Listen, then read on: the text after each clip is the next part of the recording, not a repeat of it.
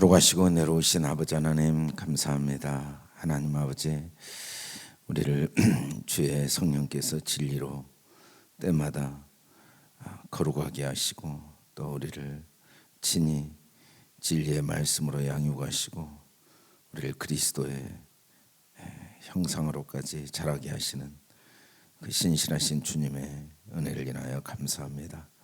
성령 하나님께서 복된 새날 새벽 첫 시간 주의 말씀이 우리의 능력이 되게 하시고 지혜가 되게 하시고, 또 주의 말씀으로 주의 선하신 뜻과 우리를 향하신 하나님의 사랑을 깨달아 하는 복된 시간 되게 축복하여 주시옵소서. 오직 오늘도 주님이 우리 삶의 주인 되어 주시고, 또 우리를 통하여 주의 영광이 나타나기를 간절히 원합니다. 감사하며 예수님 이름으로 기도드립니다. 아멘. 하나님의 장자인 나는 말씀만 대하면, 나는 말씀을 읽을 때가 아멘 아멘. 우리 하나님 말씀 골로새서 2장 23절 말씀 우리 5번 크게 같이 한번 읽어보겠습니다. 시작. 이런 것들은 자의적 숭배와 겸손과 몸을 괴롭게 하는 데에는 지혜 있는 모양이나 오직 육체를 따르는 것을 금하는 데는 조금도 유익이 없느니라. 이런 것들은 자의적 숭배와 겸손과 몸을 괴롭게 하는 데는 지혜 있는 모양이나 오직 육체를 따르는 것을 금하는 데는 조금도 유익이 없느니라. 이런 것들은 자의적 숭배와 겸손과 몸을 괴롭게 하는 데는 지혜 있는 모양이나 오직 육체를 따르는 것을 금하는 데는 조금도 유익이 없느니라. 이런 것들은 자의적 숭배와 겸손과 몸을 괴롭게 하는 데는 지혜 있는 모양이나 오직 육체를 따르는 것을 금하는 데는 조금도 유익이 없느니라. 이런 것들은 자의적 숭배와 겸손과 몸을 괴롭게 하는 데는 지혜 있는 모양이나 오직 육체를 따르는 것을 금하는 데는 조금도 유익이 없느니라. 비판과 정죄를 못하게 하시는 하나님이란 제목으로 우리가 한 줄 동안 살펴봤습니다. 오늘 말씀에 이제 결론을 내고 있는데, 21절에 보면 곧 붙잡지도 말고 맛보지도 말고 만지지도 말라 하는 것이니, 이렇게 나옵니다. 붙잡지 말라, 부정하니까. 맛보지 말라, 부정한 것이고, 또 만지지도 말라, 다 하나님 앞에 죄악되고 부정한 것이다 라는 의미로 이제 이야기하고 있는 것들이죠.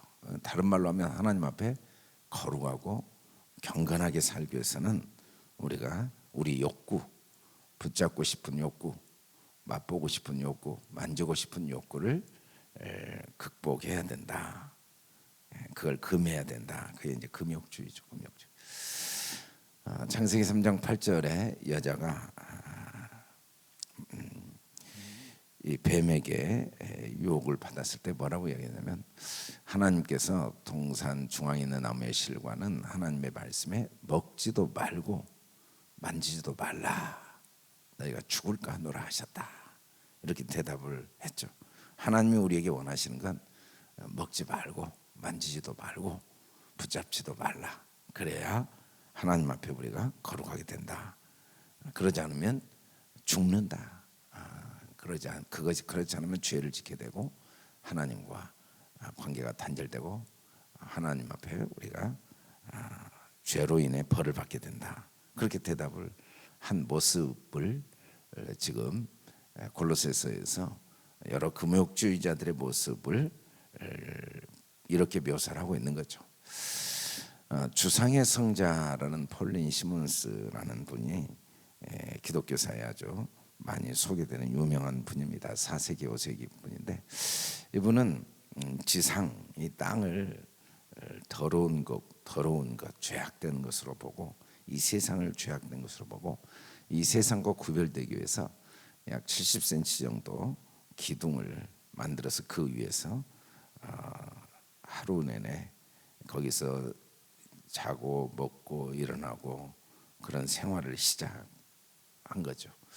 근데 이게 이제 점점 기둥이 이제 사람들이 인정을 하고 존경을 받게 되고, 그래서 그 기둥이 점점 높아졌습니다. 이 세상과 구별되기 위해서 점점 기둥을 높이 쌓기 시작했죠. 여러 사람들의 존경과 인정을 받으면서 도움을 받고 나중에는 20m까지 올라가가지고 거기서 30년 동안 살다가 죽은 이 고행성자. 그래서 이분을 기념하는 교회가 세워지고 AD 5세기 예수님과 같은 그런 성자로 가톨릭에서 추앙을 받는 사람이 있었어요. 이게 이제 지금 일반적으로 사람들이 부러워하는 그 신앙의 흐름이 된 거죠. 수도. 근데 성경은 뭐라고 이야기하냐면 그는 대적하는 자라. 왜냐하면 신이라 불리는 모든 것과 숭배함을 하는 것에 대항이란 말은 어떤 그 신과 숭배를 받는 걸 대적한다는 게 아니라 그보다 더 높아지고자 하여 그 위에 자기를 높이기 위해 하나님의 성전에 앉아 자기를 하나님이라고 내세우느니라. 사실은 금욕주의는 자기를 높이는 일이죠. 자기를 높이는 일. 자기 스스로 뭔가를 할 수 있다는 높이는 일. 자기 스스로 뭔가를 할 수 있다는 걸 전제로 해서 뭔가를 했다는 걸 보여주는 거고, 사람들은 다 이 죄악된 본성이 있어서 이런 사람들을 제일 부러워합니다. 정말 부러워하는 건 하나님의 사랑과 은혜가 아니고 자기 욕구를 이겨낸 사람의 모습, 그런 사람들. 우리는 세상에서 그런 사람들이 제일 부럽죠. 뭔가 돈을 벌었다, 그냥 번 경우도 있겠지만 대부분은 욕구를 이겨낸 사람들입니다. 권력을 얻었다, 거기까지 올라가기에는 뭔가를 스스로 이겨낸 사람들이죠. 명예를 얻었다, 절대로 뭐 올림픽에 금메달 땄다, 그냥 딴 사람들이 없어요. 뭔가 엄청난 노력을 해서 자기를 극복해서 이겨낸 사람들이 아니고는 그런 걸 얻을 수가 없어요. 그래서 우리는 그런 사람들을 참 부러워합니다. 그런 사람들. 근데 그 얻은 것 자체가 나쁜 건 아니지만 그 자기를 극복해서 얻은 걸 부러워하는 것은 또 다른 자기도 자기를 높이고자 하는 욕망의 발로고, 우리는 다 그런 자기 욕망 때문에 이런 금욕주의를 다 부러워하죠. 그리고 반대로 그러지 못한 자기를 자책하고 자학합니다. 근데 이 자체가 나쁜 건 아닌데 성경이 우리에게 말하는 건 이 모든 건 한때 쓰이고는 없어지리라. 한때 쓰이고 없어진다라고 할 때 이 쓰이고가 아포크레시스는 원래 이건 악용되고 오용된 겁니다. 악용되고 오용된 거죠. 물론 우리가 욕구를 이긴다는 게 나쁜 건 아닌데 그걸 이기기 위해 노력하는 건 아주 악용. 그걸 사용하지 않으면 차라리 낫죠. 사용하면 그때는 좋은데 오용, 결과는 훨씬 나빠요. 악용. 왜 그렇게 악용되고 오용되냐면 이런 것들은 없어지리라라고 했는데 이 없어지라가 푸어도라가 타락과 파멸, 소멸, 부패라는 단어인데 완전히 우리를 썩어버리게 만들어요. 더 파멸, 더 소멸하고 더 타락하게 만드는 그런 악용과 오용이 있다는 겁니다.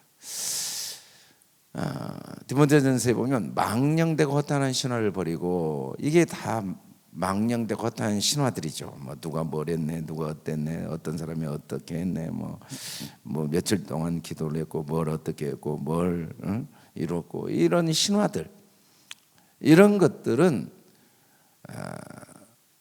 육체의 연단인데 약간의 유익이 있다라는 말은 유익하단 말이 아니에요. 아주 나쁘다는 거죠. 이게 악용과 오용입니다. 차라리 이런 일을 하지 않았으면 자기가 누구인지 착각하지는 않는데 이런 금욕, 몇 가지 욕구를 이겼다는 이유 때문에, 뭐 전체의 욕구를 이긴 것도 아니고 몇 가지 욕구. 사실은 이 시몬도 자기 명예욕을 절대로 이기지 못했죠. 이 육체의 욕망은 잠깐 이겼지만, 근데 그것 때문에 자기가 누구인가를 모르게 되는 것. 이건 정말 무서운 거죠. 정말 중요한 건 경건의 연습인데 정말 경건이라는 건 하나님이 누구이고 내가 누구인가를 알고 그 하나님 되심을 내가 항상 마음에 간직하고 있는 상태를 성경은 경건이라고 하죠. 다른 말로 우리가 경건을 하나님의 임재, 하나님이 내 안에 임재해 계시고 하나님이 내 삶의 주인이신 것을 항상 기억하는 것, 또는 코람데오 하나님 앞에 사는 것. 하나님이 이 세상을 창조하셨고 그 하나님 아버지가 나의 아버지고 그 하나님이 나를 위해 목숨까지 기꺼이 내어주신 그 하나님의 절대적인 사랑, 은혜, 이걸 어떻게 하면 더 마음에 간직하고 살 것인가. 살아가는 모습을 보면 경건이 전혀 없거든요. 하나님을 인정하지 않아요. 철저하게 인정하지 않아요. 얼마나 염려가 많고 걱정이 많고 후회가 많고 그리고 자기 의가 많은지 내 것이 하나도 없고 내가 할 수 있는 게 하나도 없는데도 그걸 그렇게 인정하지 않나요? 왜냐하면 우리가 그런 체질이거든요. 그래서 경건의 연습, 끊임없이 연단을 받아야 돼요. 이 연단 받는 과정은 인간적으로 보면 때로는 고난으로 보이고 실패로 보이고 절망과 좌절로 보여요. 아픔으로 보이는데 사실은 경건의 연단을 받는 하나님의 은혜의 시간들이거든요. 그런 것들을 받으면 범사에 유익하죠.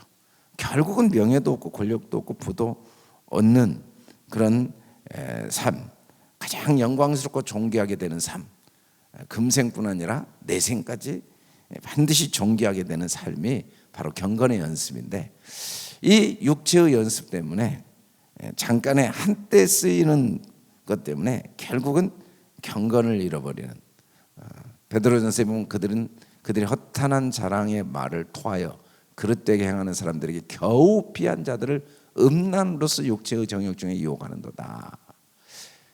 이 허탄한 자랑, 이 금욕주의가 겨우 피한 자들을 음란으로, 이 음란이 바로 하나님을 아버지, 하나님이 나의 아버지시고 그리스도가 나의 구원자이시고 오직 그의 은혜를 인하여 우리가 살고 있는 걸 깨닫지 못하게 하는 게 음란이죠. 육체의 정욕 중에서 유혹하는 겁니다. 유혹. 자꾸 우리는 교회를 자랑하고 사람을 자랑하고 보이는 걸 자랑하다 보면은 그걸 이루신 하나님을 놓치게 되면서 겨우 피한 그 마음의 참된 행복, 참된 평안, 참된 기쁨, 참된 부요를 다 잃어버리게 됩니다. 그리고 사람과 환경에 끌려다니게 되죠. 한때 쓰이고 없어지는 이것들은 자의적 숭배, 겸손과 몸을 괴롭게 하는 데는 유익하다고 그랬습니다. 이건 지혜 있는 모양이죠. 이런 때만 이 자의적 숭배, 몸을 괴롭게 하는 건 결국 자기 만족을 위한 거거든요. 자기 만족, 자기 위로, 자기 숭배. 야, 나 이걸 해냈다. 그러지 않으면 괴롭고, 그걸 해내면 평안하고. 이게 기독교 신앙이 이 자기 고행, 자기 도 닦는 거죠. 자기 행위, 노력. 성경은 이런 일에 최선을 다했던 사람들을 모델로 우리에게 제시합니다. 바리새인과 서기관들. 이 바리새인과 서기관들은 어떤 한 인물이기도 하지만 실제로는 우리 안에 있는 이런 율법주의 또는 신비주의, 금욕주의의 욕구가 우리 속에 뿌리내려 있는 모습을 입체적으로 보여준 사람들이에요. 근데 그들의 모습은 회칠한 무덤이다. 죽은 사람의 뼈예요. 전혀 생명력이 없어요. 자기 안에도 정말 기쁨이 없고 평안이 없고 능력이 없죠. 조금 사람들에게 인정받지 못하면 그대로 무너지고, 조금만 결과가 없으면 완전히 그냥 하루아침에 그냥 한순간에 모든 게 산산이 깨어져 버리는 외식, 겉모양만 있지 안에는 아무 생명이 없는 불법, 그 안에 전혀 하나님의 법, 하나님의 생명의 법, 성령의 법이 없어요. 불법만 가득한 모습이다 라고 이야기합니다. 그러면서 결론적으로 오직 육체를 따르는 것을 금하는 데는 조금도 유익이 없다. 육체를 따르는데, 육체를 따르는데, 이 말은 육체의 노력을 통해, 금욕주의를 통해 의롭게 되고자 하는 건데, 육체를 따르는 걸 금한다. 이건 스스로 자기 노력을 통해 의롭게 되고자 하는 건데, 그 점에 있어서는 사도 바울이 나도 육체를 신뢰할 만하다. 정말 금욕주의자였죠. 근데 어느 정도 했냐면 열심으로는 교회를 박해하고 율법에 의로는 흠이 없이 다 지켰어요. 금식하고 그 음식 먹는 것부터 시작해서 하나하나 모든 율법을 다 지켰는데 유익이 하나도 없었단 말이 뭔 말이냐면 결론적으로 그때 그의 삶은 비방, 끊임없이 자기를 비방하고 남을 비방하고 박해, 자기 자신을 자학하고 정죄하고 그러다가 남도 박해하고 폭행, 자아를 끊임없이 폭행하고 다그치고 괴롭히고 마치 말을 훈련하듯이 채찍으로 자기를 끊임없이 채찍질해서 자기 스스로 의롭게 되고자 할 때 자기를 얼마나 폭행했는가. 매일 후회하고 자학하고 염려하고 그러다가 좀 되는 것 같으면 남을 비방하고 그러다 또 안 되면 자기를 박해하고 그러다 좀 되는 것 같으면 이제 다른 사람들을 박해하고 이런 삶의 열매를 맺어냈을 뿐이지 금요 뭔가 우리가 열심히 기도하고 말씀 보고 노력해서 뭔가 의롭게 되고자 한다면 결국은 유익이 없고 비방자요 박해자요 폭행자로 남게 되는 우리 모습을 발견할 수밖에 없다는 거죠.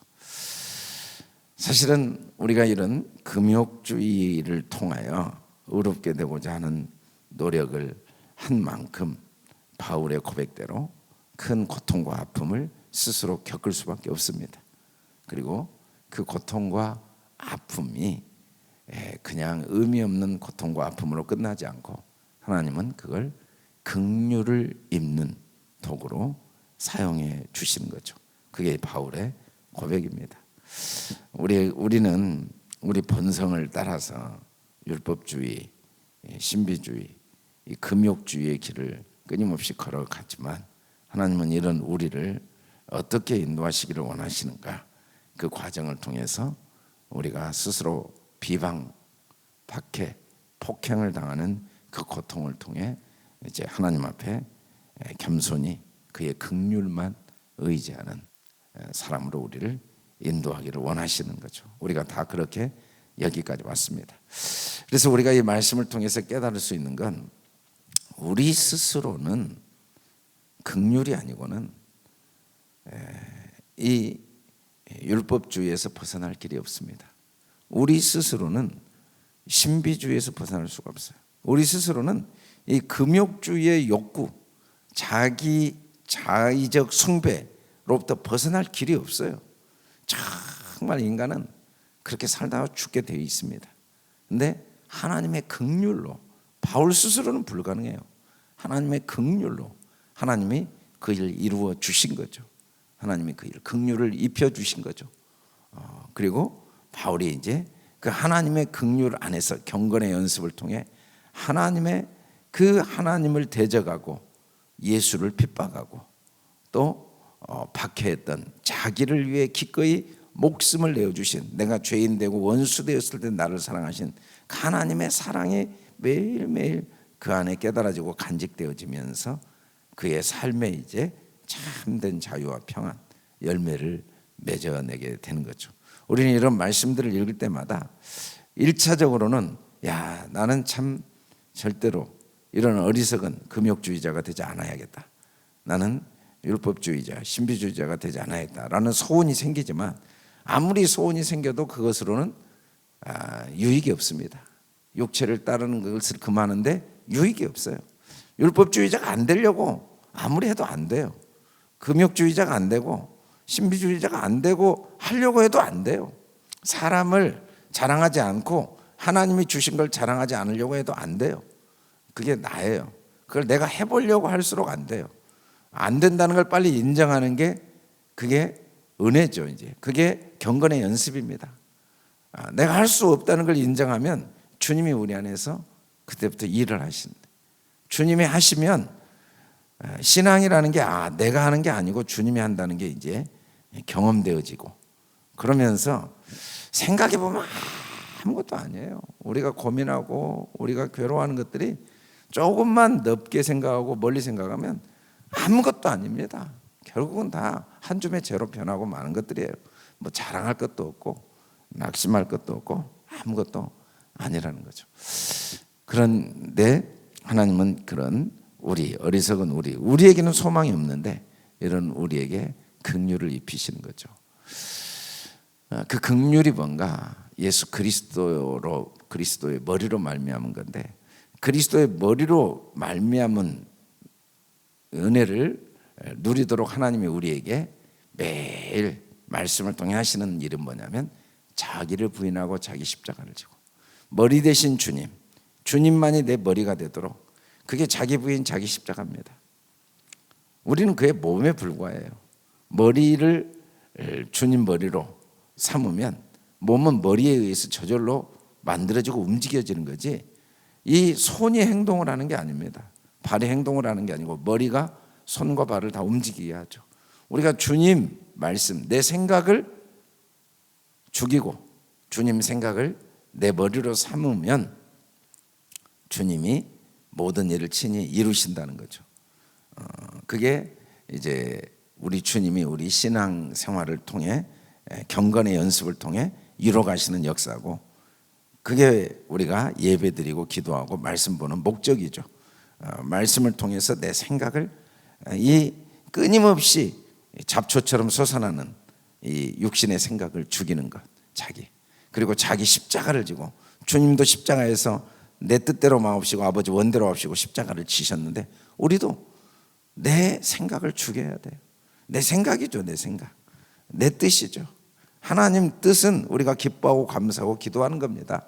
어떤 경우에도 기뻐하고 감사하고 기도하는, 어떤 경우에도 감사를 찾고 기뻐할 걸 찾고, 그리고 모든 염려를 주님께 맡겨버리고 기도하고 이미 받은 줄로 믿고 항상 마음의 부요함과 평안함과 자유함을 누리기를 원하시는 거죠. 내가 너희에게 분부한 모든 걸 가르쳐 지키게 하라. 볼지어다 내가 세상 끝날까지 너희와 항상. 이 분부한 건 딱 하나예요. 분부한 모든 게, 성경 전체 분부한 모든 게 딱 하나예요. 하나님이 나를 사랑한다는 것, 그리고 그 하나님이 나를 사랑한 것처럼 나 자신을 사랑하는 거죠.